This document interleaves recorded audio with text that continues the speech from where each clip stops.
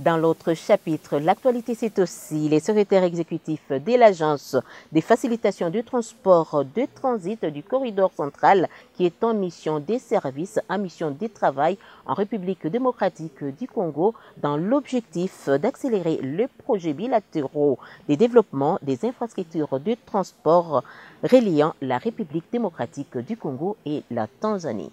Suivez ce reportage réalisé par ma consoeur Solange Kwinja Kairiri. La modernisation des infrastructures multimodales reste une priorité pour le numéro 1 du corridor central, Maître Flori Okanju. Au cours d'une mission effectuée cette semaine dans les provinces du Haut-Katanga et Tanganyika, il a rencontré les autorités de ces entités et le consul général de la République unie de la Tanzanie en province du Haut-Katanga.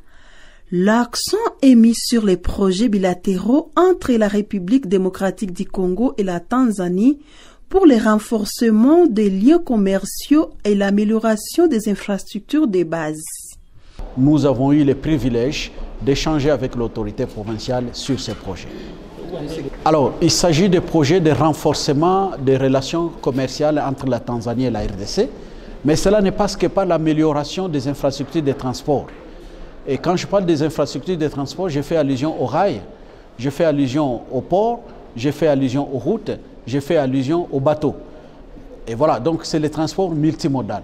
Ici, il s'agit de transport en partance de Lubumbashi vers Dar es Salaam ou en partance de Kalemi vers Dar es Salaam, parce que ça fait partie de l'espace que nous appelons corridor central.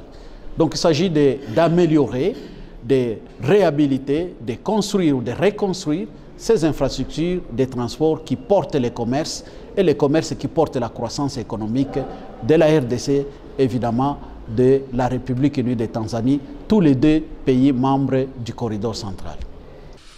Une connexion pour porter très haut les commerces et les transports pour la croissance économique des pays membres du corridor central, à savoir la RDC et la Tanzanie. Un impact sur les vécus quotidiens des populations de ces deux pays par la réduction des coûts de transport et des prix d'achat à l'import comme à l'export.